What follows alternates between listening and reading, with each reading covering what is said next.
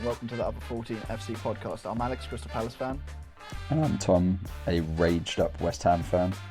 This is your podcast for everything not top six. Tired of your team being last on match of the day and not getting the flowers they deserve? Well, that's about to change. Tom, if you can hold your anger for a little bit, what do we have for listeners this week? Bournemouth chasing Champions League, Brighton on their tails, and to quote Jose Mourinho, I prefer not to speak. If I speak, I am in big trouble. Hey, the news of Mourinho got back to Madrid today as well. That's fucking mad, ain't it? Who saw that coming? Real Madrid are in a weird place at the moment. Like they tried the complete opposite of Ancelotti, didn't work. So I'm actually not really surprised that they're doing a retread. Absolute madness. But yeah, listeners, before we get going, I've managed to rage bait Tom into putting West Ham first in the running order rather than last where he had them to begin with. He thought he could get away with it, but yep, that weren't happening today. Oh god. We'll come on to it. How's your week been? Football aside, absolutely fine. Like, yeah. Apart from my week has just been full of this emotion around this game. I've tried my best to keep level-headed, but I feel like this is my therapy session. So, yeah. How about you, mate? Yeah, I'm all good. Just nervous about waiting on tickets for Leipzig for the conference final. So yeah, if I'm a bit distracted throughout the pod, it's probably because I'll be checking the Palace website over 5 minutes for the announcement of what the loyalty point phases are. I'm pretty confident I'll get a ticket, but I'm just always nervous. You should be fine. You're always going away in that. Like, yeah, it should definitely be. But how many tickets are there for this one? Because like the West Ham one, it was like barely any. Yeah, it's 11,000 for Palace fans, and I mean, I basically miss out when there's only about under 1,000 tickets for an away game. So I should be okay, but it's just nerves because of that. Once that's done, I can kind of just focus on going there because book the hotels and book the trains and flights and everything. So yeah, it's exciting time. So yeah, different kind of worry compared to you, I guess. Oh, don't worry, you'll be back in the mud next season. What are you looking forward to more, the away day at Lincoln or the home fixture against Millwall next year? I'm more looking forward to the Palace demise that is inevitable. Oh, right. Be able to just kick the Millwall bottle in the championship semis in there as well. It's been quite a good week for me, I'm not gonna lie. But yeah, cool. Should we take a break and then get into your bad weekend? Let's do it.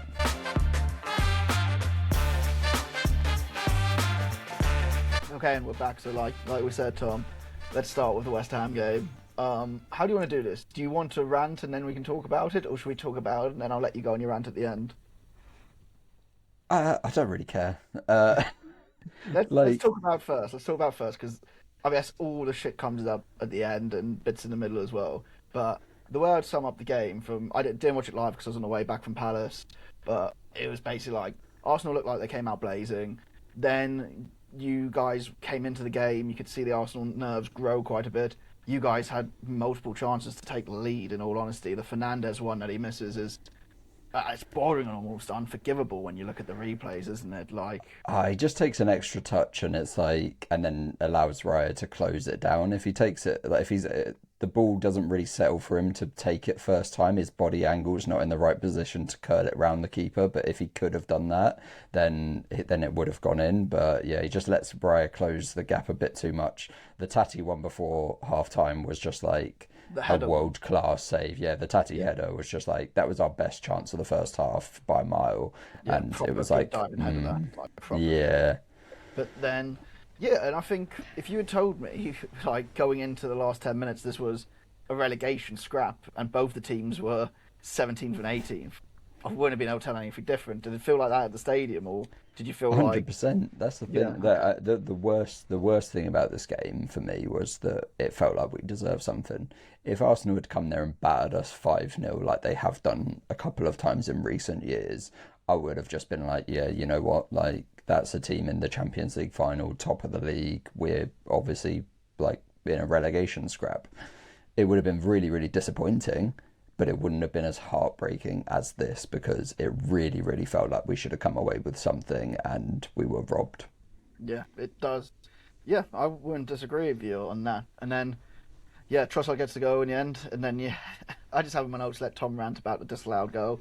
I mean, it's not really more about the disallowed goal, is it? It's about more that happened in the game than just that. Because looking at the disallowed goal from my perspective, it's a foul on Raya, but there's also 5 other fouls that are happening on West Ham and Arsenal players within there. You've also got the narrative everyone's peddling about basically it's been going on all season. There's been fouls like this constantly, and they've not been given. Why has it been given in this one? Why has VAR stepped in? Did it need? Well, this is the thing. Like the right call is to disallow the goal and give a penalty to West Ham, because the first foul that happens is the Trossard one where he's not looking. He's looking the complete other direction of the ball, and he's got Pablo like grappling him.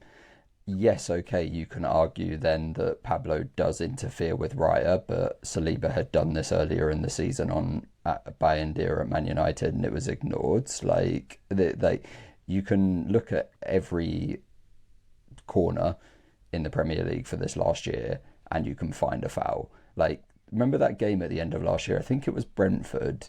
The referee gave 2 penalties and possibly could have given a third for grappling in the box. Yeah, as it was like they're actually calling this. Like we talked about it after, like, wow, that was really interesting that they gave this, because there's so like you can give those you're gonna have to give them every week at that point, and they didn't. Because it was a complete anomaly. Was it 2 were kind of like maybe, and then there was a third one that was like that's definitely a penalty then, and they didn't give that one, did they? Exactly. The real problem is this was absolutely not clear and obvious, highlighted by the fact that the VAR check took 5 minutes. Like, if it takes 5 minutes, then it is absolutely not clear and obvious. Even today, you still have people arguing about it to and from. All these ex-pundits are trying to get in on the right side of, like, they're like, oh, well, actually, the right decision was made. You're not match-going fans. You're in it for the TV drama of VAR, and VAR has essentially just been around to bring out drama, because you've got things like Sky Sports showing coming up. We're going to have the mic'd up officials of like what went down, and it's like it's all just to enhance the product.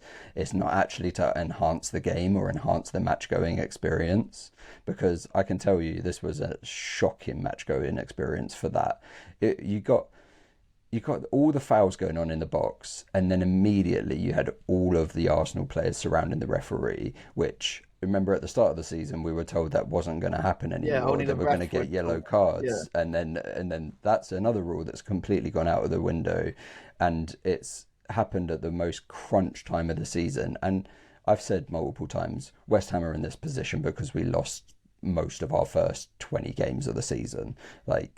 But that doesn't change the fact that in this crunch time at the end of the season, the VAR, the referees have come in and made a crucial decision. If they're going to look at it for 5 minutes, they need to look at every foul and come to the right decision, which is disallow the goal but give a penalty to West Ham. If West Ham go on to miss that penalty, then fine, but you've given the right call then. You haven't just gone and swayed with the decision of the pressure of the big team, like, who are crowding the referee and forcing that decision. And you're going to get less stick when it's West Ham on the other end. I guarantee you that decision's not happening at the other end. Then no way are they disallowing that goal if it's down the other end. Mate, I'm not peddling because it's Arsenal. I think if it's any title chasing team in that decision, yeah, that's what I mean. Any big six team is getting that. They're not getting that overturned in a title race. No way. No way. And I actually honestly think more is at stake for West Ham, because when you get relegated, maybe not in the first season, but if we don't get promoted next season, people will lose their jobs. Yeah. If Arsenal don't win the title this year, people are unlikely to lose their jobs because of it.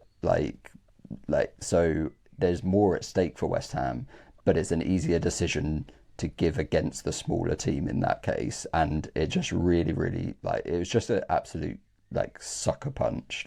Honestly, I've not really been a fan of VAR. I haven't been as against it as some people have over the years, but honestly, give me a season or more in the Championship without it, because as a match going fan, as a season ticket holder, it is the worst experience in the football ground. Just not knowing, like not seeing replays. So you're just standing there for 4 minutes at a football match where no football is happening, and you don't know without what's going seeing on. anything. You don't know what they're looking at necessarily. And then you It don't feels get like an age. Yeah, you don't even get told what has happened afterwards either. Well, you get that rubbish explanation from the No, that referee rubbish where he just like says the fuck most off. like jargony nonsense. They actually did show it on the big screen after the What, they decision showed the was replay? made. They showed one replay of it after it was made, and honestly, like it's like, but it's like. The problem is with this, you needed to see it 20 times. That's why they looked at it for 4 or 5 minutes. Like you can't just look at one replay, and that's why it's not clear and obvious. Like it was VAR was supposed to bring in this threshold of clear and obvious, and in recent weeks they have been doing that. I feel they haven't, like there's been recently, in my opinion, VAR have kind of taken a step back and not interfered when it hasn't been clear and obvious at times. Like, and then it's just like, why have you made this decision right now? Because of the pressure. It does feel, honestly, felt like that. I mean, I'm all for getting rid of VAR. Like you said, ruins the experience. You can't celebrate goals anymore, but I feel like we probably said that 100 times. After that, how am I meant to ever celebrate a goal? I even, like, at the time, had a hesitant moment because I thought the referee had given something. It took it like he looked like he didn't point to the centre spot at first. So I was like, wait a minute, what? Like, because there was such a melee in the box. It was down my end of the pitch where my ticket is as well, and it was just like, in this moment of the season, when you haven't called that all year, do you need to call that?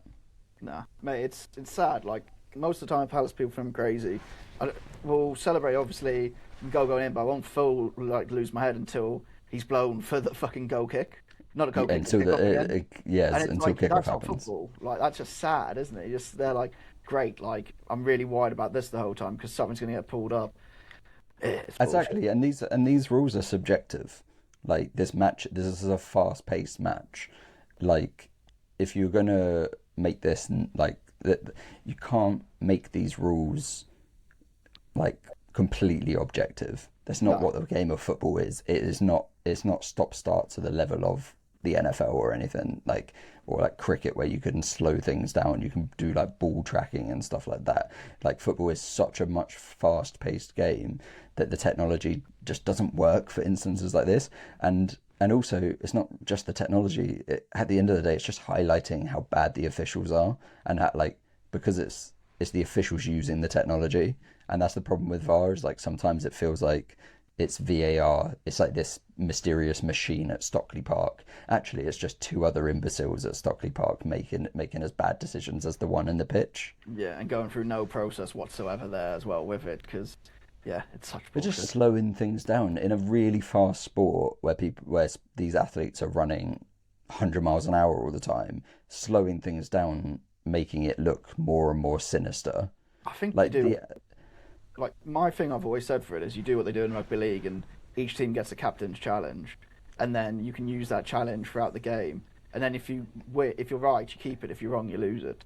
Like, because then you're slowing down the game for a purpose that your team actually feels like it's something that you need, rather than no one complaining. Like, do you see what I mean? And then if Arsenal would probably have used that earlier in the game, then they storm around the ref. It's like, sorry, you wasted on something else. That was stupid.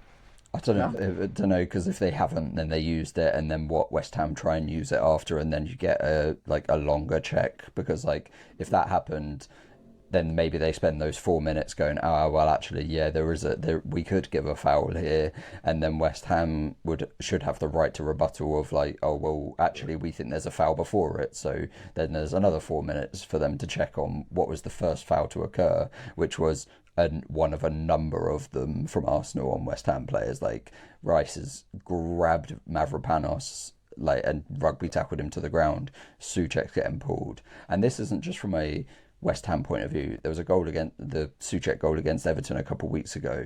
Pablo did a similar thing to Jordan Pickford. We didn't really talk about it at the time, but it's been highlighted as one of a number that you could have given this for. That's fine. If you're going to be consistent, then be consistent. But there's been in fact, last night I saw that both Arsenal and Spurs have set a record for amount of corner goals this season in the Premier League history, with 17 and 16. No, scored. They've both scored a record amount of Premier League goals from corners in a season, with 17 and 16. Yeah. And they do this every week. There's players crowding the box. There's players getting in front of the referee, like in front of the goalkeeper. There's all this movement and melee in the box that you just can't. In this moment in time, you just can't give that decision when you haven't given it over the course of a 38-game season. I mean, it doesn't help when you got cool clubs like Brighton bringing in MMA fighters to help them with corners. I mean, you would at this point, and like honestly, teams will find a way to attack the rules. Like they will. Like if they come out with a rule next season saying, "Oh, attackers aren't allowed in the 6-yard box at corners," okay, they'll find a way to block people off outside of the 6-yard box, sort of thing. Like they'll find a way, but you do need to. I think you do need, like, football does need to fix this problem because it's so inconsistently pulled up. I mean, it's obvious what happens if you can't have anyone in the 6-yard box before a corner's taken. It'll just be short corners all the time.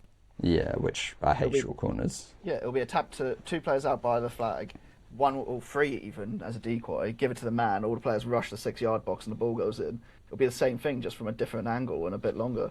But yeah, cool. Okay, we probably ranted on that more than enough. Do you want to move on? Any last words on the West Ham Arsenal game? I mean, thankfully the result we're about to move on to happened, because West Ham performed really well in that match. We deserve something from Arsenal in that match, and it gives me some confidence going into the last 2 games. Thanks to Leeds getting an equaliser against Spurs, which we can come on to. Yeah, so Spurs won, Leeds won. I imagine your heart was in your arse when it was 1-0 in this game, because I think 4 points, it's just 4 points, 2 games to go. I thought that might be you dead and buried, if I'm being honest.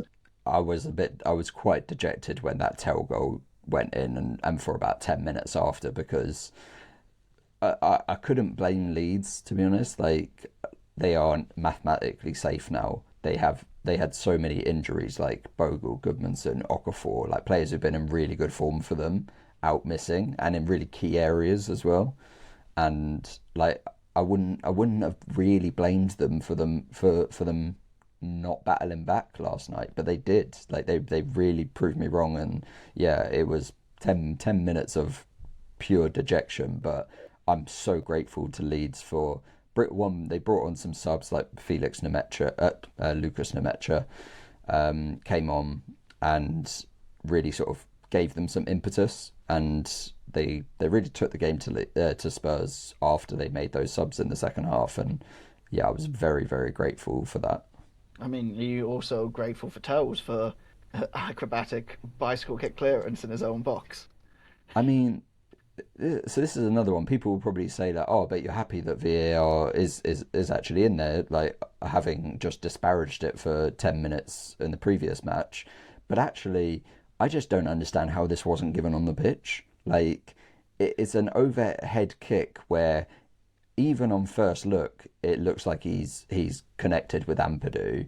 Like, okay, you might say it's not massive contact, but even on first viewing, it looked like there was some contact. And how many times have we seen an overhead kick where there's no contact be called up for a foul the other way? Like an attacker who does an overhead kick this season, and it gets called up for a foul because there was a defender put his head within like a 1 foot radius of it, and that's dangerous play. It's like they're nowhere near it. Anywhere close and it gets given, isn't it? It's madness. But like, yeah, if it's the other way, but then like when it was a defender doing an overhead kick in their own box, which is just insanity. Like, unless you've got, like, I know it's an attacker, but still, you're a professional footballer. Why are you trying that? Well, mate, it's professional football whilst you're doing that, but it's also, we've talked about before with Spurs, like, it's just not common sense when you're in a relegation battle. Do not give a team any way back into it. And it's not like he didn't see the player coming. He looks over his shoulder before he does it as well, so he knows the player's coming. He's got plenty of time. He's got plenty of time to make another decision, which, I mean, I'm grateful he made that absolute boneheaded decision. But yeah, I don't know how Jared Gillett didn't give the penalty straight away, and that I had to sit around for 2 minutes whilst they waited, like the ball went out of play, and then VAR had a check, and then it was like, right, he goes to the screen. All this song and dance just to get to the right decision. I feel like this is another point with VAR is referees are scared to make on the field decisions at times as well. Yeah, that's been a big talking point throughout, isn't it? I don't know if it was Mike Dean's come out and basically being like, yeah, I'm sick of referees not actually making decisions and they're using VAR as a safety blanket. I mean, some refs are. Chad Gillett, I just don't think he's really good enough for the Prem. I know he's got to his plaudits because he was the first one to use the ref cam in Australia in an A-League game and everyone waxed lyrical about it. But every time he's been at Sellers Park, it just seems like the game's passing him by and he's not got control over it. We've got our friend Sam Barrett, who is just diabolical, and Thomas Bramble at Sellers this weekend was probably the most shocking refereeing performance I've seen this year. State of refereeing in this league is atrocious. The state of refereeing is pretty poor across the board in like Europe as well. So it's not just an England thing, but yeah, the leagues, the rule makers of like the associations, they've got to get a grip on this. Like there is so much money in football now to have like that level of officiating. It's just crazy. But anyway, like I'm glad Leeds turned things around. Yeah, and they did turn things around big time, didn't they? Dominic Calvert-Lewin slots the penalty away nicely. There's then what felt like 5-minute James Maddison wankathon when he was coming on. I don't want to be mean to him, like, yeah, good to see a player coming back from an injury, but I was watching the game and I was a bit like, holy hell, like, come on now. The second coming of Jesus. It's just like, I was like, I'm all for it, but this is a bit much, Sky, like, a bit much. But yeah, didn't really have the effect the Spurs subs, but Sean Longstaff definitely had an effect when he came on. Should have got one goal that I think was a good reaction save from Kinski. I think you're thinking it just hits it. Nah, to be fair, on replay, he gets his hand up, but I don't know how much he knows about it, but he gets his hand up in the right position, so fair play to the goalkeeper on that one. But yeah, man, if only that Longstaff shot went in. Where the fuck they got 15 minutes of extra time from, I will never know. It was pure, we're going to play until Spurs score, and then it was like, right, well, we've gone 2 minutes over the 13 allocated. We can't really keep going. Like, come on, like they were like, all right, we'll give you another corner, Spurs. All right, we'll pretend that like, oh, there's another 20 seconds. Like it was absolutely ridiculous. Like one, I don't know where they got 13 from in the beginning. 2, to play to 15. Like it just felt like a real slap from a West Ham fan point of view. It was like, what the hell are you doing here? Like, what are we doing? It had multiple times to blow up when it was like in the 14th minute. It was like the corner went in, ball out. I was like, you can definitely blow now. It was like, no, we'll keep going. I think you may have got away with the penalty decision at the end. I think it's 50% a die, 50% a foul. I don't think he's touched the ball, but I do think Madison's kind of made the most and fallen into him a bit as well. I mean, there was one replay from like behind the goal where like I could see the ball had slightly diverted course, but it is like my heart was in my mouth at that point. I was like, what are you doing? Like, what in this position? Like, it's also against Maddison where he's like, he's just coming back from injury, and it's just like, he's not going to have the pace to beat you at this point. He's going to be absolutely exhausted. It's his first minutes for like over a year.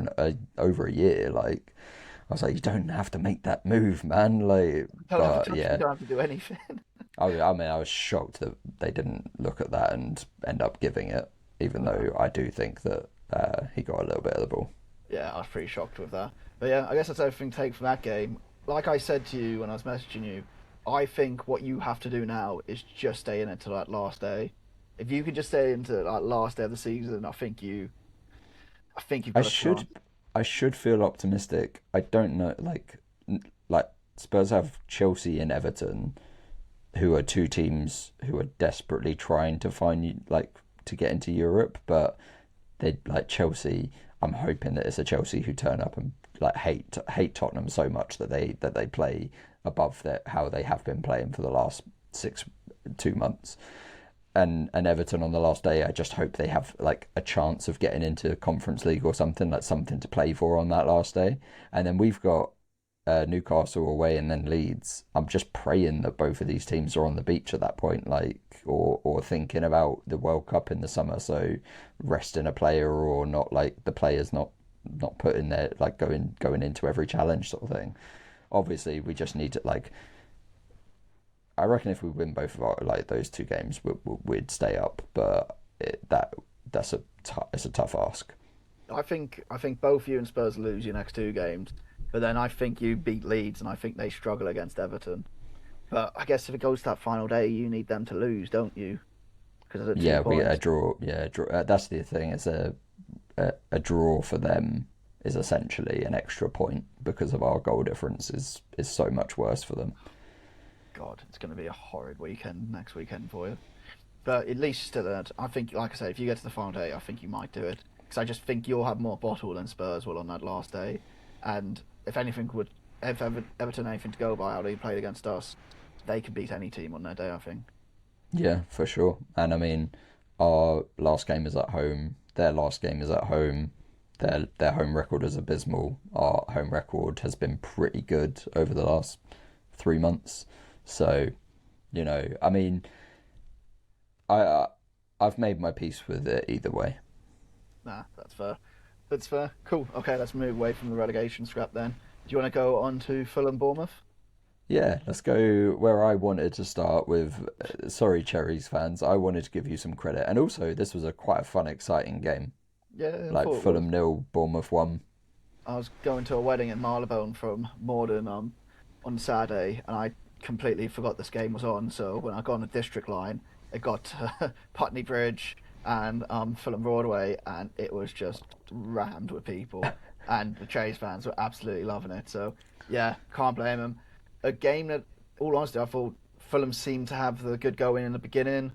Much better team when it was 11v11, right? Like yeah. they had the better chances. Munez has a good header to begin with, has another chance, and then Ryan Christie. I don't think you can complain with the red card. It looks like it's a red card all day. It's a ankle breaker from behind. Yeah, no complaints. I think this is the one where the referee after he's watched it and makes it a red card, he says to Christie, "Wait till you see it back." I think it's that one, and he's like quite clearly says like, "Wait till you see it back." Like it's not great. No, it's not. It's not at all. And then Joachim Andersen goes and hits the bar down the other end, and then does exactly what your manager doesn't want you to do. Puts in a fucking horrendous 2-footer. Like it's just like flown off the ground. It was so unnecessary. So unnecessary. I do think maybe he like skids off the ball a little bit. Like I do, like he has gone jumping in, but I do think I think I see his foot like trying to go to the ball, and he goes over the top of the ball, so it like slides up. It's still like, I mean, it would have been a red card either way, but like I do just think he skids a bit off the ball. But it's just completely unnecessary from Anderson there. When you've got the man advantage as well, like you just got to be more level-headed than that. Mate, there's no slide off the ball. I don't know if you ever had This Is Football 2005, but there was a button. I think if you hit R2, you could do like professional foul, which is basically a karate kick halfway up someone. It was leveling on that because the intent he goes in with is it's ridiculous. Like I don't remember him doing anything that stupid at Palace, but I don't know, it's just a rush of blood to the head or something for it. So yeah, and then like you say, I think Bournemouth were a much better team when it was 10 against 10 compared to 11 versus 11. They just took the game away from Fulham completely, but it just seemed to be all them until they scored. I mean, we don't often see like 10 against 10, especially for this amount of time. Like and these red cards happening so quickly after one another, and then seeing a whole half of football that was 10 against 10. It really felt like you could feel that extra that man less, where the spaces were opening up, which really benefited Bournemouth, because I think Fulham generally want to play a bit more rough and tumble than Bournemouth do. I think Bournemouth, like, they're so good and so quick with the ball that having that extra space to work in, they really turned it up a notch. And yeah, you're like Brian ends up getting the goal. What a goal, though. Like, I think Leno should probably do better, but still, to beat a keeper from what must have been 25, 30 yards out with a screamer in his near post, like... He's kind of caught him off guard as well. Like, I do think Leno can do better, but it's one of those that's like, it's dipped right in front of him as well. So it's like, it's a nightmare for a keeper. Like, yeah, he could probably do better, but when it's sort of pelted with that much, like that, he got it so quickly out of his feet and the shot away, that Leno's not had time to like set himself and get ready to dive, and then it dips below, like dips just before him, so he can't exactly tell where it's going to bounce up. Like, it's a really good hit from Ryan. Yes, and what a signing he's been. Like, what was it, just in January he's come in and he seems to be making a difference, or scoring or assisting or doing something in every game. That form of... He started really, really well. Remember, he scored like 3 goals in his first 4 games or something. Yeah. And then he kind of like, he had a little bit of a dip, like obviously getting used to a new league. I think the team started doubling up on him after that fast start. But he's like, the last 5-6 games, he's come back up and like really sort of like excelling again. And I mean, I remember saying in January, I was like, I'm not sure if Bournemouth actually needs someone to replace Semenyo in the short term.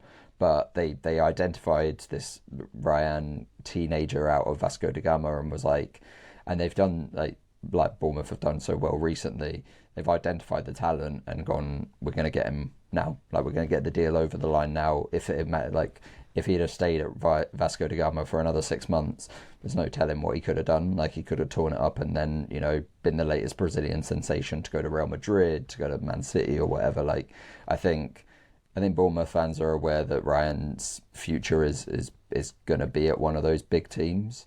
But from what I've read and the rumours and that, it sounds like he doesn't want to make a move this summer, having just signed for Bournemouth. He wants at least sort of another season there, which I'm sure the Bournemouth fans would be absolutely delighted to hear, given how many vultures are going to be circling around their players this summer. And obviously Iraola heading out the door, which feels mad now that he's taken them to the brink of Champions League football next season. That's it, isn't it? The Champions League, you just think you'd stay for it, wouldn't you? Do you stay? Like, it's too late now. You can't go back on it, can you? I mean, no. Well, yeah. I mean, they've got Marco Rosa ready and waiting to take over. So like, it would be weird, but like, I mean, I'm sure Bournemouth would say like, hey, if you want to stay for another year, we could do something. But I doubt it. It won't happen. But no, God, it just feels weird. Same with us and Glasgow. Like, oh, if you get Europa League, why don't you just stay? But yeah, can't see that happening either. But I think then the rest of the game, a lot of credit has to be given to both goalkeepers, pulling out big saves to keep it at 1-0 throughout. I mean, Leno and Treffer make big saves and blocks to keep it 1-0. Petric makes some big saves to keep it from being 1-1. And King hits the underside of the bar at the end, and you're just like, how has that not gone in? Like, I mean, from a Fulham point of view, this game, they similar to West Ham, they probably feel hard done by. Like, I feel like they probably could have, like, a draw probably would have been a fair result. Like, I can't question anything from Fulham, but the finishing. Like, you mentioned the Smith Rowe chance early. Muniz had a couple of chances. Oscar Bob has a really good chance in the second half when he comes on. Josh King, right at the death, has a really good chance. And, like, you just feel like you're going to have to, like, you need to put the ball in the back of the net with one of them.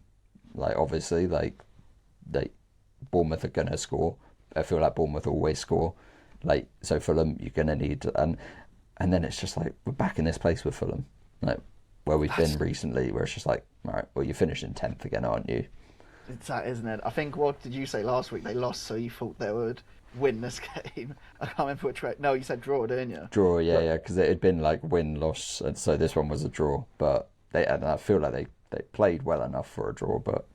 They got Wolves next, so they'll probably win that, and then they got Newcastle to end the season, they'll draw that, and that'll be them, like, say, probably 10th. You couldn't write it, could you? Which is great for Fulham, given they were, 3 seasons back in the Premier League, maybe 4 now. It does feel weird that Fulham feel like they've just been there forever, don't they? You kind of They forget do that feel like they've long been there for now. 30 years, but Yeah. like they have had dips where they've been in the championship and stuff. So like, I mean, like I take mid-table mediocrity right now. Like they're establishing themselves as a Premier League side again. They are established now, I would say. Do they need to move on from Marco Silva to make that next step up, or is that a shooting yourself in the foot and you might actually take the step down? No, as a young upcoming manager of Bristol City that I think they'd love to have back. Good old Rory. Take them Yeah. back to the Europa League, mate. He would, mate. He's loved there more than he's at Palace. It's crazy. Well, it's understandable, sorry. Yeah. Cool. Okay, should we move on to our next game? We'll quickly cover Brighton 3, Wolves. Uh, I'm sure you're desperate to talk. This is the real reason why you made me start with the relegation scrap, wasn't it? It's just so you could bury this game a little bit. What's there to talk about in this game? Brighton went 1-0 up from shoddy defending from Wolves. Then they go 2-0 up, and it's great. You're 2-0 up against Wolves. They then sit back for the whole game, and their fans get pissed off. And then Minter scores a pretty scrappy goal at the end.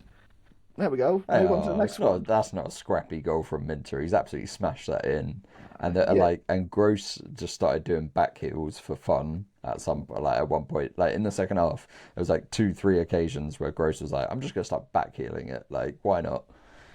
oh, I mean, this was a good, but really good performance from Brighton again in a game where they had like they they they had to win because they should have won it. Like any other result would have been embarrassing for them. They did what they had to do, and they did it right from the off as well. Like they got right into Wolves' face from the first, like literally from the first minute. Have it with Hinshelwood scoring, and then they capitalize on it so quickly after that. The game that yeah, you're right. The game is done at after 5 minutes, but like that's I have to give full credit to Brighton for that. Like they lost last week against Newcastle, a game that kind of like slipped away from them. I feel like they could have got something out of. This could have easily been a banana peel for them. Like, but they were professional and they did what they had to do, and it's probably I reckon it will give them enough another result, and they'll probably finish 7th, if not. I don't really see them dropping to 8th. I see Brentford getting 7th. If I'm What? being 'Cause they're going to honest. beat you. Yeah. I think everyone's going to beat us now to the end of the season, especially now we're confirmed safe. I think City are going to spank us 6-0 tomorrow, so that can be my prediction, and we can cover that game now. City scored 6 goals against Palace, we'll move on. Then we'll lose 3-0 to Brentford away, and then on the final day we might get a draw against Arsenal. That's what I feel like could happen all round, but yeah. I wanted Everton to beat us.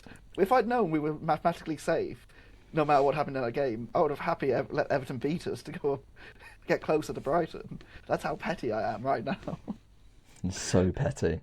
But yeah, no, I just think that's a really professional result from Brighton. Like they've done amazingly over the last couple of months. I know you won't give them credit for it, but remember that Palace 1-0, that awful Palace 1-0 win over Brighton in January, and like it felt like they were both at the bottom of the pile of the mid-table teams, and Brighton have gone on an absolute stormer since then, and obviously you like Palace have had their own like European adventure that they're concerned about, but like Brighton should have European football next season, and Hertzler I have to give a lot of credit for like turning the corner, like not just on this game. Obviously this is just a game that you had to be professional to win.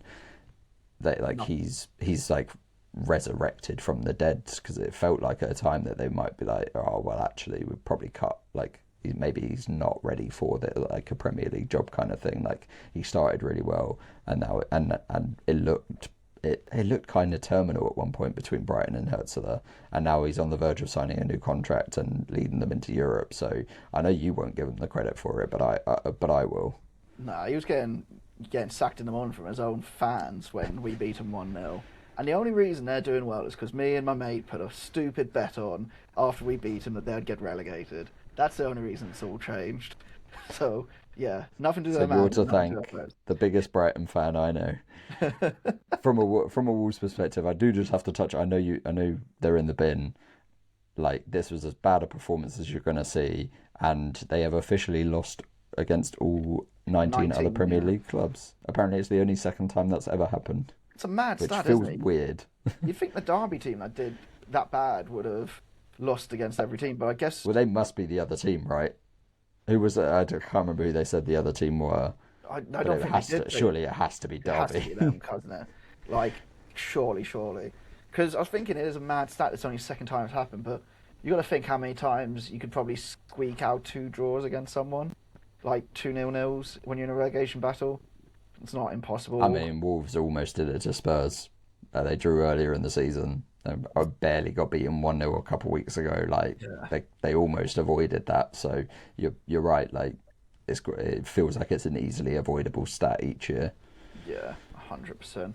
Anything else you want to touch on your new favourite team, Brighton, that you'll be supporting next year? Seagulls. Seagull. No, let's go to Selhurst, where an entertaining battle 2-2 Yeah, with Everton. better game than I thought it was going to be. It's a shame no one was there, but Yeah.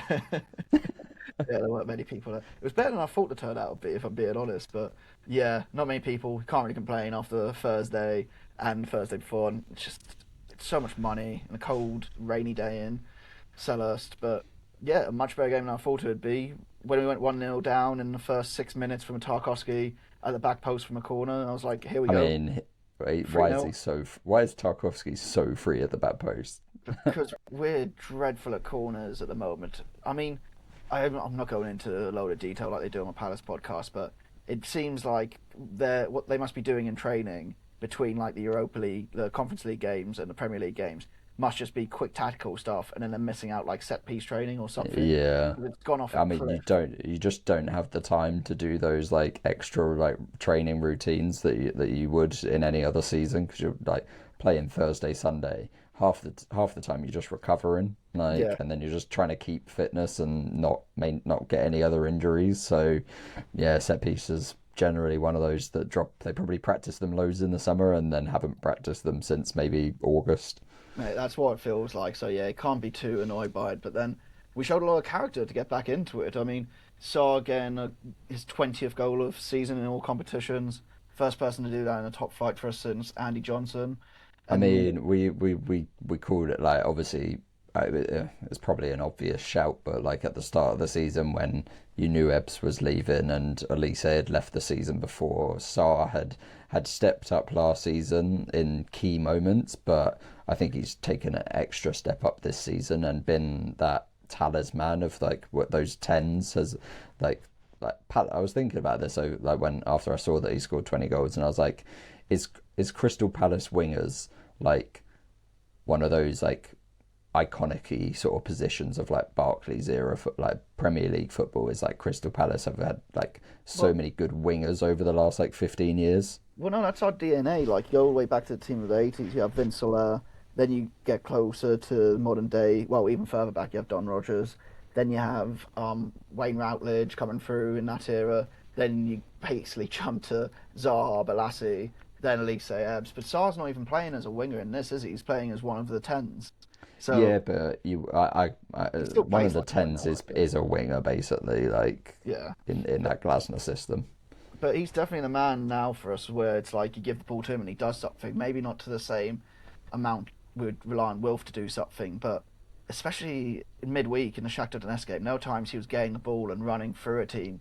The most direct I've probably ever seen a Palace player do it. Like, Wilf He's would very like it. direct. He's definitely got less of the trickery than Yeah. your Zaha's and your definitely Balassis, but like he's so direct that he just immediately gets defenders on the back foot, and like he had a second that this was like the second attempt, but he rifled that shot home. Proper rifles it. Proper rifles it. But yeah, then come out for the second half, we're not prepared, but Beto does insanely well and scores a pretty great goal. I'll give him that. Like, it Do is we? from the Tarkowski clearance, not going to lie, but the way Am I going to Jing- call this the least aesthetically pleasing like striker run all season? No, that It's so Osulu, like Osulu one against who was it against? yeah, the Brighton. one. Was it against Brighton? Oh, Where okay, not the one where he's on the floor and scraps it in against Oh you. no, Then, that one as well. But I was thinking the one a week after where his legs and limbs everywhere. yeah, yeah. No, I mean, I think this is up there, but it's actually a really good finish where he Meg Henderson. I think he does Meg Henderson, yeah. But Yeah, what he's done is like I thought Lacroix was like sorted, but he takes that extra touch and just leaves Lacroix for a hot dog, and he's yeah. just there like clueless The to where the choir ball. overruns it. Yeah, but then Everton had chances to win it. Dewsbury Hall goes in and there's a big save from Hendo to keep it at 2-1. I think that was 2-1 or maybe it was 2-2 at that point. But yeah, then we make a change in midfield where we bring Lerma on, and I think we look strong for that last 10 minutes. And JP gets the goal rifled into the top past Pickford. But I got to give Everton a lot of props here. Their defence was immense throughout the game. Yes, they've conceded 2 goals, but you could see the Palace team who are like prone to not shooting from outside the box, taking loads of long shots throughout the game. Like they It's couldn't really break interesting you down. say that because I honestly like look at Everton and say that the defense has probably let them down like in recent weeks. I think they can. They've conceded 11 goals in their last 5 games. Like when you're hunting for Europe, that's not you're not going to win games like that. And they haven't. They've drawn 3 and lost 2. Like it's clearly that goal scoring isn't their issue, but and I do agree with you that they're not necessarily bad at defending, but they just keep conceding. So there's got to be something there. Like whether it's Moyes' tactics of being like, right, we're ahead in the game now, let's sit back a bit, and they're just inviting too much pressure. Or I mean, to be fair, they played Man City in that time where Doku scores like 2 worldies. So Yeah, like some of it you do have to take context of, but I do just think that like this is a team that have been hunting for Europe and they've conceded 11 goals in 5 games. That's going to dent your hopes. but I think they just didn't have the outball at times, especially when Beto went off and then Dye was like run ragged. He was one of the best players on the pitch as well.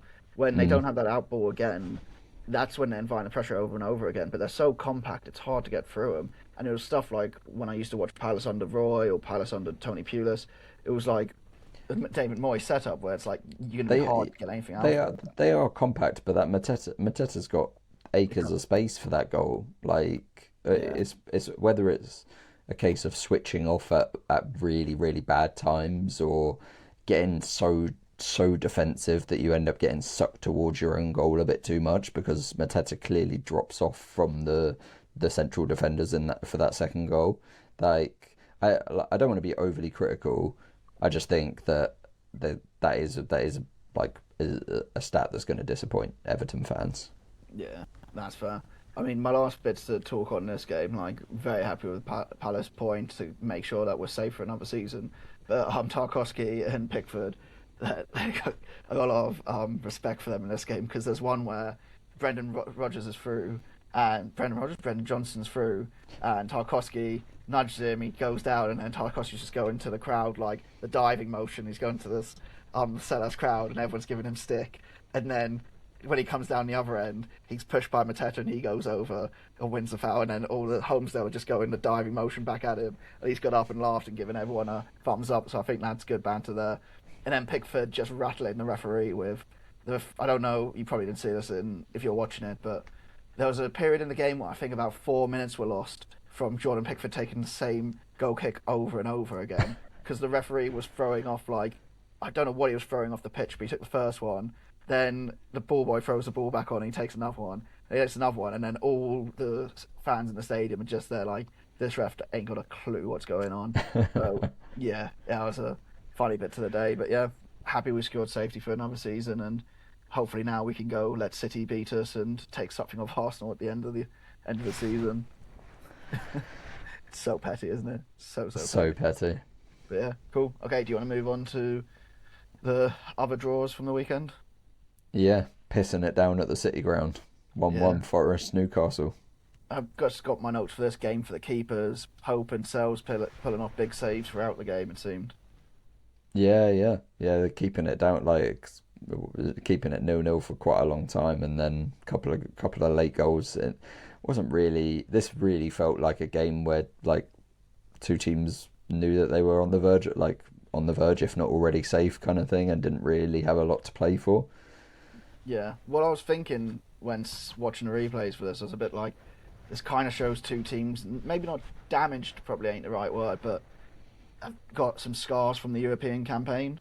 And it's like, Yeah, for sure. I take, mean, from a Newcastle perspective, this has been a rough season, and I think a lot of them are just ready for the season to be over. Like fans, players, Eddie Howe probably is like ready and waiting to receive his marching orders. Like Forest perspective, I think they like that Thursday night and like battering without Morgan Gibbs White, the talisman, just really sort of like knocked the wind out of their sails, and they did well to get back into this after going 1-0 down. They didn't let it knock them down, sort of thing. Like they've still clearly shown enough spirit, and we'll see if they can end the season with like the momentum that they have been, or if like we see like with Pereira's Wolves team did last year, where they take their foot off the gas and limper to the end of the season. Like wouldn't really blame them with sort of the injuries that they've had and that, but and how disappointing that result was at Villa Park, but and the performance as well, kind of.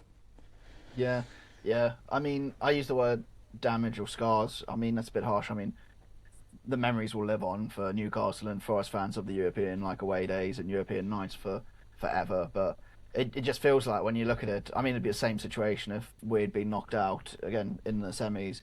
You look at your league position, you're just a bit like, something I promised so much, like it's kind of fizzled out now. Could still even happen to us. Like if we lose the final, you then look 15th in the table. What is there really looking forward to now next season?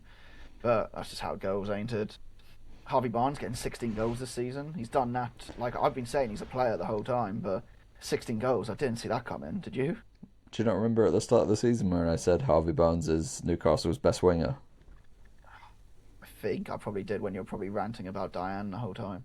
Yeah, yeah. It was definitely a veiled criticism of Princess Diana, but and Anthony Elanga's absolute flop of a move there. But yeah, I mean, I've been behind Barnes all season long. Like I'm not surprised that he scores goals. Like he gets in good positions, gets shots away. I love him at West Ham. Yeah, to be fair, that goal, you got to give a lot to Ramsey for that assist because that assist is literally perfect. You just got to run onto it and does well to get past Sells, who's had a great game. Like I said at the beginning of this review, who was just like, it seemed like it'd be impossible to beat the keepers, and he managed to just basically poke it just past him. Yeah, no, really nice finish. Really good strength to hold off Morato as well, like from a winger against a centre back to then get the finish off. Like it's a really good goal from Harvey Barnes, and then Anderson goes up the other end and with a really, really nice 1-2 with James McAtee, and then Anderson finishes it really well. Like obviously we touched on his mum passing recently, and this week was the funeral, and that like props to him for even playing, given like where Forest are, like mathematically safe after West Ham's loss. And I know this game was before it, but you know you kind of could have basically assumed they were already safe, and after losing on in the Europa League, like you wouldn't have blamed him for sitting this one out, given how sort of the emotional turbulence he must have been through recently. And yeah, nice that he caps it off with a really nice goal. Yeah, nice toe poke as well, it seemed. Don't see enough of those now, do you? Love And a little toe poke. he also ran past best fullback in the world, Lewis Hall, to score it as well. So, yeah, just I'm not gonna let Why that go. have you got beef with Lewis Hall all of a sudden? I've always had beef with him when firstly he didn't want to come to Palace, so he went to Newcastle, and then just this loving that he's the best fullback in the world and he's gonna like start for England. I'm just there like, Why would he have gone to Palace? He would have just sat behind the best fullback, Tyrek Mitchell, surely. yeah, he would have. Yeah, fuck him. That's what I've got to say. Fuck him. Why have you got beef with a player who who might not have started for you? I don't. I do because I'm sick of the narrative. You're such a small man. Everyone's like he's the best fullback in the league, and I'm there like he's just not though. He can't defend. Like he can't. And he'll probably go to the World Cup and start, and he will get run over by Elise and people like that. Surely they'll start Nico O'Reilly, but anyway, Yeah. fuck England. God damn. Cool. Let's move on to the Desmond of the weekend. Burnley 2, Villa 2. What a second Desmond of the weekend. Sorry. Dead rubber Desmond. Dead Robert Desmond. Yeah. Hang on. Villa's. I mean, it's actually not a Villa. It's not a dead rubber for Villa at all. No. Would you say this is a Villa European hangover or the Tammy Abraham curse? I know which one I'm thinking it is. I mean, I think it's the European hangover for sure, but I know which way you'll go with your agenda. Mate, I'm telling you. Did Tammy Abraham even start this game? Probably not. Doesn't matter. Pretty sure he didn't, but still a curse. But yeah, him just being, but it's not a curse that they won 4-0 against Forest. No, the curse doesn't count in the. Oh well, maybe it'll be a curse if they lose the final. If they lose the final to Freiburg, I will eat my hat. Like I will on live stream podcast, I will eat a hat because I'm sorry, I love Freiburg. Their story is amazing. They shouldn't be in a Europa League final, like based on the quality of their play. They got battered 4-0 by Dortmund a few weeks ago. I'm trying to think of what hat I'm going to get to you to eat. Get a custom. We'll let the listeners decide. We'll put a little poll up. I'll eat a West Ham hat. No, it needs to be something worse. You need to eat a Tottenham hat or a Millwall hat or a Chelsea hat. That's what I'm thinking. I don't want to die. It's inside you forever. But yeah, Anthony opens the scoring after Martinez makes a long shot. Fleming should Poor make defending. Poor defending? Do you think it's poor defending? Yeah, for that first one, Anthony's got so much space. Like there's just it felt like Villa just started really slow. It did, yeah. It is probably more the European hangover, isn't it? I guess they're probably going up to Burnley and thinking a bit big-headed. Like, do we really need to turn up for this? And yeah, they kind of did need to turn up for it because it should have been, like I say, should have been 2-0 with a Fleming chance. Yeah. Villa grow into the game, would you say?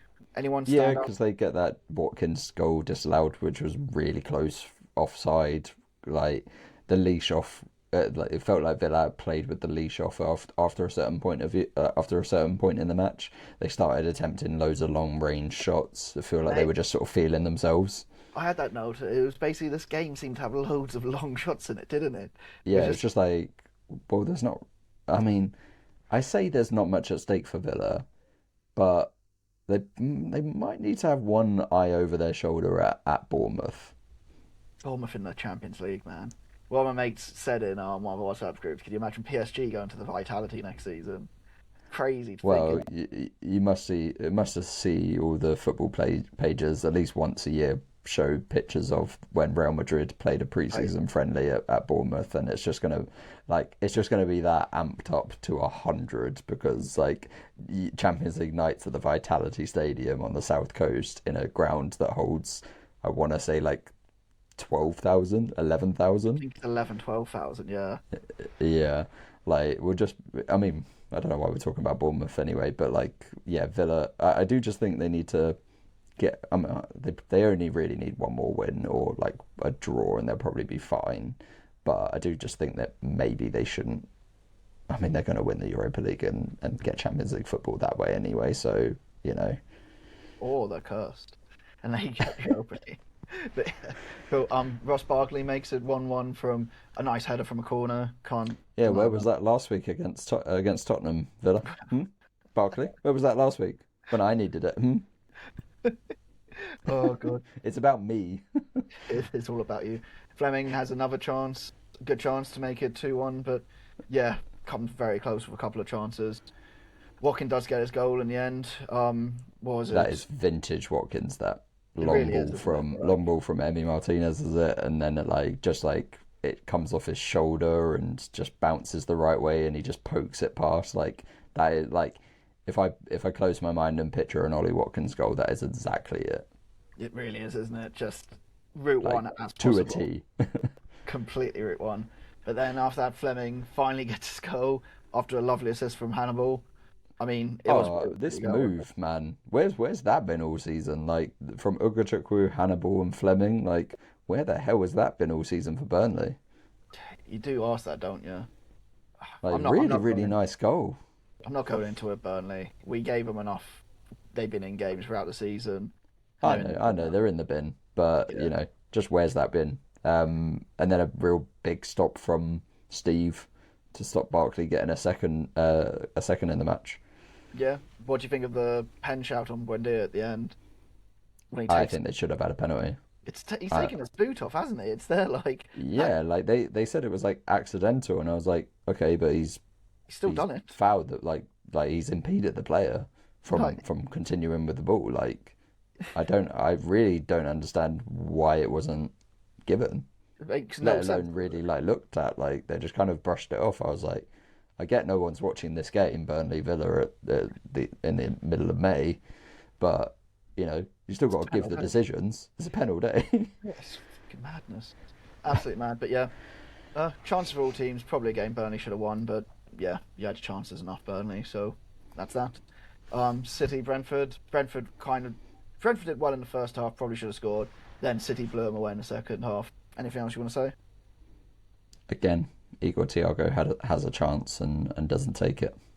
Nice. I'll give you sad 0-0 corner now if you like, but Just what a grim day out outside. That was rubbish weather, pretty rubbish game. I do think Sunderland had some half decent chances and overall was slightly the better team and probably should have won this game, but overall it was just a pretty rubbish affair. yeah, that'll do. Cool. Okay, let's get into our predictions. Friday night, Villa Liverpool, 8 o'clock kickoff. I'm going Desmond for this one for some reason. I think it's going to be a good game. Yeah, I feel like it's like two drunks punching each other at this point in the Premier League season. I'm gonna join you, Desmond. Nice, cool. Then an early kickoff on Sunday. Oh yeah, FA Cup obviously, isn't it? Early Yeah, kickoff annoying that they've just made Sunday Saturday because that's not how it works. Like I like Newcastle West Ham being a 5:30 kickoff. Anyway, Man United Forest 12:30 kickoff. I'm going United probably 2-0 here. I think Forest just done now for the season. Not in a bad way. Surely. Just done. Like Frankenstein Gibbs White doesn't have to be played and like he can rest up probably in time for the World Cup. I think 2-0 Man United. Nice. Then the 3 o'clock, Brentford Palace. I think I already said my prediction. I think we're probably going to lose this 3-0. Yeah, probably. I'm going to say 2-1. You generally play Brentford pretty close, no? It's hot. We drew with every game for the first 3 seasons we played them, or 4 seasons. Then we beat them, and then they beat us, and I think it's just gone. Remember back you losing by that free kick that was at the start of last season or something. Yeah, the Ebbs free kick. That was Yeah. ridiculous. But yeah. Anyway, cool. Everton Sunderland going for a draw, 1-1. Yeah, Everton again. Like I think Everton can win that. I'm going Everton 1-0. They need to get a They've win got more to play for, ain't they? Exactly. They need to get a win in this to feel like they're going to get in with a chance of a European spot on the last day of the season, even if it is an outside chance. That's fair. Yeah. Then Leeds, Brighton, and Ellen Road. I'm going for a Leeds 2-0 here. I think Brighton might crumble under the pressure at Ellen Road.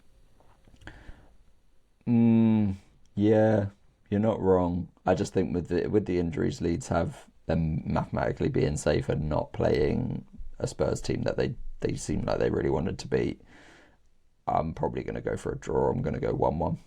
Fair. Wolves Fulham, 2-0 Fulham. Oh wait, what? What's the Fulham recent record? Let me just check the win draw look win loss. Actually they've lost 2 games in a row, so they need to balance that out with a win. So I'm going to go 2-0 Fulham as well. Yeah, same. Nice. Then Newcastle, West Ham, 5:30. I think both the teams in relegation battle are going to lose these ones, but for your sake, I'm going to go 1-1. I think this game has the potential to be batshit. I'm going to go West Ham 4-3. 4-3. I think you're going to score first and get all the way to the 97th minute and then concede. But well, pain. Then I think Spurs will still lose on the weekend, so it'll be level on points going into the last day. You say the weekend, do you mean Tuesday? Oh yeah, Tuesday. Jesus. What a weird Next weekend is a weird game week. Yeah. Monday night, Arsenal versus Burnley, 4-0 Arsenal. Yeah, 3-0 Arsenal. Yeah, cool. Then Bournemouth City on the Tuesday. I think it's going to be a Desmond, that one. I think, and that's probably what will hand Arsenal the title. I'm going to back Bournemouth 2-1 and then Man City to sign Iraola. Oh, that's a Spicy statement. take. That's a spicy take. Didn't think of that. What was it? It was all the news. Well, not lots of news. It was lots of very unverified people saying Areola was coming to Palace.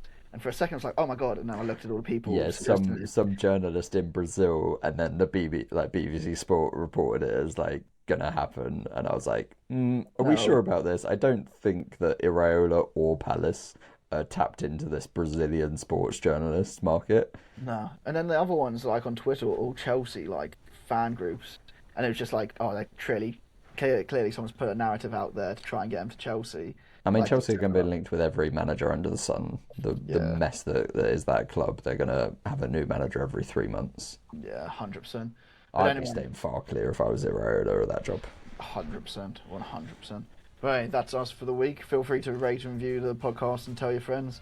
And follow us on socials at TikTok, Instagram, Blue Sky, Reddit at Other14FC Podcast, or email it at Other14FCPodcast@gmail.com. Got it right again. But yeah, Hey, otherwise, mate, I'll catch you next week where either I'll have you sobbing for half an hour or jacking it for an hour. stop looking forward to my misery. I think everyone listening is looking forward to that, mate. It's not just me. Cool. Catch you next week. Cheers.